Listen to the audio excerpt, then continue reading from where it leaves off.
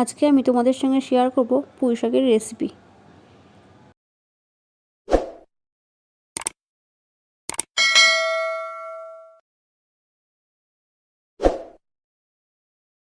এদিকে আমি পুঁই শাক আর সবজিগুলো ধুয়ে নিয়েছি, আর এদিকে কড়াইতে আমি তেল দিয়ে বড়িগুলোকে ভাজতে নিয়েছি। বড়িগুলো লাল লাল করে ভেজে নেব। ভেজে আমি একটা আলাদা পাত্রে বড়িগুলোকে তুলে নেব। তো কড়াইতে আমি এবার দিয়ে দিলাম 5 ফোড়ন, দিয়ে দেবো 2টো কাঁচা লঙ্কা চেরা। যে যেরকম ঝাল খাও সে বুঝে ঝাল দিও। তো এদিকে আমি সবজিগুলো দিয়ে দিলাম। সবজিগুলোর মধ্যে আছে কুমড়ো, আলু, বেগুন।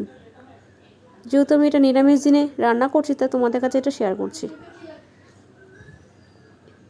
দিয়ে দিলাম নুন, তো একটু ভালোভাবে নেড়ে নেব। দিয়ে দিলাম হলুদ গুঁড়ো। তো এটাকে অল্প আছে কষতে দেব। আলু আর কুমড়ো যদি ভালোভাবে সিদ্ধ না হয়ে যায় তাহলে কিন্তু ভালো লাগবে না। দেখো আমি কিছুক্ষণ অল্প আছে সিদ্ধ করে নিয়েছি, আলুটা আমার সিদ্ধ হয়ে গেছে। এবার আমি পুঁই শাকগুলো ছেড়ে দেবো। তো এক এক করে সবগুলো পুঁই শাক আমি দিয়ে দেবো।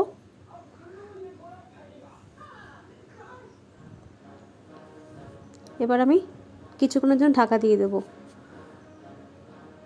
দেখো ঢাকাটা খুলে দেখাচ্ছি। আমার কিন্তু পুঁই শাকগুলো দেখো নরম হয়ে এসেছে। এবার নাড়তে চাড়তে খুব সুবিধা হবে।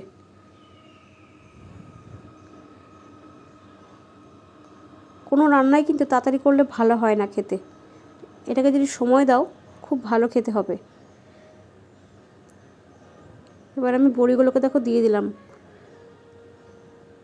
সবজি কিন্তু আমার 90% সিদ্ধ হয়ে গেছে। এবার আমি এটাকে জলটাকে একটু শুকানোর জন্য লাগবে সময়। যে জলটা থাকবে সবজি সেটাকে পুরো শুকিয়ে দিতে হবে, তবে কিন্তু রান্না খুব টেস্টি হবে। তো দেখো আমার কিন্তু তৈরি হয়ে এসছে।